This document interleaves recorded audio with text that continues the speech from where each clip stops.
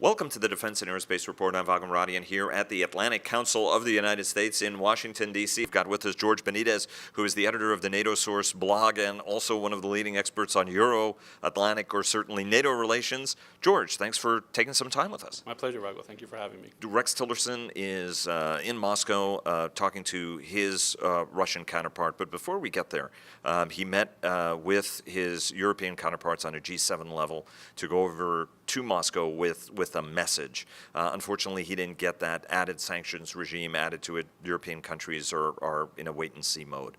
From a NATO perspective, what's the kind of strategy the United States needs to employ? There were folks who were furious at President Obama for having said red line, not enforced it. Obviously, the administration took that step of, well, we'll get at least as many of the chemical weapons and destroy them. There's still some value of that. Lots of weapons were destroyed, even if some of them, not all of them, were destroyed. From your standpoint, what are some of the priorities that Rex Tillerson has to take to Moscow both from a NATO perspective, but also on a specific perspective? What's the way to deal with Russia on this issue? I think the best way for the West to deal with this is sort of the kind of comments that we're seeing from Secretary of Defense Mattis. Yesterday, he released a statement saying that he specifically identified what were the key points. That the U.S. attacked this base in Syria to knock out their refueling capabilities, their rearming capabilities, and to make it much more difficult. And then Mattis included this very one's closing sentence, which is it would be ill-advised for the Syrians to use chemical weapons again. There's some confusion about where President Trump stands on this, and there's a lot of talk about where Secretary Tillerson stands on this, but I think Secretary of Defense Mattis' position is crystal clear, and I strongly urge the Syrians and the Russians to take him at his word, and you do not want to press General Mattis on what ill-advised would be if they tried to use a chemical attack again. Sergei Lavrov has made a career of meeting with his American counterparts and them not really making all that much progress unless Moscow wants progress made. What are the expectations? What do you think is going to be the outcome of these meetings ultimately? Is there going to be any sense that Russia is going to back away from Bashar al-Assad or change any of the support or any of the relationships that it has, whether it's with Damascus, Tehran, or anybody else? I think in the Trump administration, there's a renewed effort to try to persuade the Russians to disavow their alliance with Assad. I think the recent attack was part of our evidence to show them, to provide incentives for them to raise the cost for them to continue to support Assad. And I think the conversation and the attempt to persuade Lavrov and Putin to change this is a good effort, but I think both sides will be disappointed. I think the United States will be disappointed because the Russians have too much invested in the regime in Damascus. They have too much that they owe also to the proxy masters in Iran who are actually supporting, propping up Assad. And I think the Russians are going to be disappointed because in this new effort by Mattis and the military strike against the chemical weapons, the U.S. is taking a tougher line, and they're not going to be comfortable with that. Do you think, though, that ultimately this is going to have the deterrent effect intended, because that base was in operation, the day after, if not the day of the attack.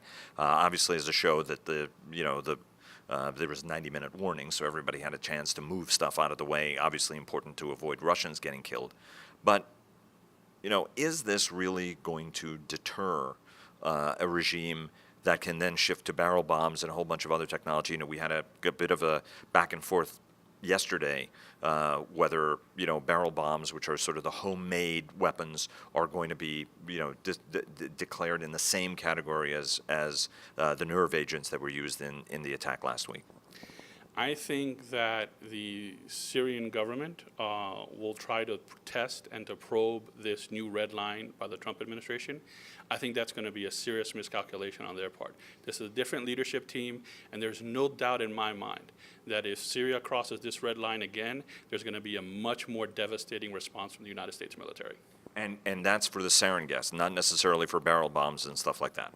Correct, but I think the U.S. is being very clear about what the red lines are being drawn. Right now they cover the chemical, but if they're drawn for other things, I think those red lines. I think we are clear that we will enforce the red lines, but I think our policy hasn't evolved to cover some of these other issues, such as the barrel bombs. Last question. The NATO, the Obama administration has came under a lot of criticism for not having gone more directly engaged in Syria, choosing instead to fight ISIS through a campaign that got the Iraqis aboard and all the mechanisms. It's complicated by Turkey, NATO member, but also has its own agenda vis-a-vis Kurds who are doing the bulk of the fighting. From a NATO perspective, NATO nations also did not show much of an appetite for addressing that challenge, even though it was contributing to as Madeleine Albright said, the Russians very effectively and the Syrians weaponized refugees for very specific intent of destabilizing European governments. From a NATO perspective, is there going to be any traction as the administration, should it push for a broader solution? Is it going to get any traction, whether it's for contribution of troops, for equipment, for money, to try to address the Syria challenge in a more strategic manner?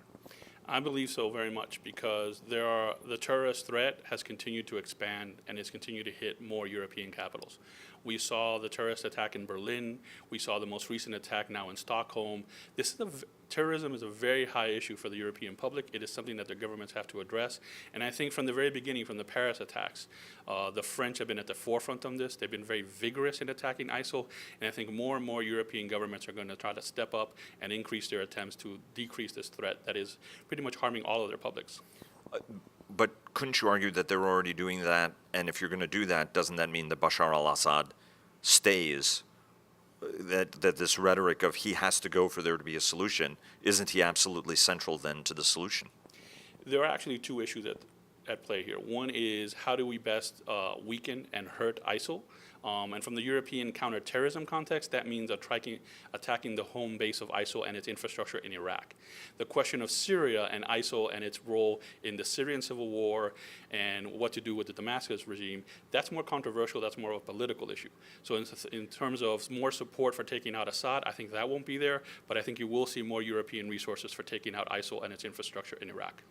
Even though from the campaign plan that was the past administration's plan is showing benefits. I mean, a number of experts are saying that very soon ISIL will be left without much territory, or ISIS, depending on which one of the multiple Daesh, ISIS, ISIL, that their safe havens will be compromised. Will that be at all a success for the coalition, given that the caliphate, the declaration of caliphate was kind of an important way of making this sort of a self-fulfilling prophecy?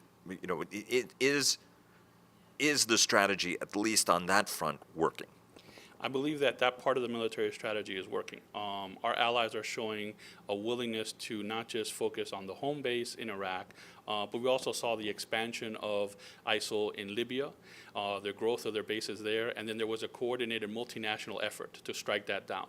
So we've sort of taken Libya mostly off of the chessboard for them right now, and so as ISIL pivots and try to escape from the Western response, I think the Western response is not as vigorous or as quick as I would like it to be, but I think it is still producing some credible results and making it much more difficult for ISIL to expand elsewhere. George, thanks very much. My pleasure. Thank you.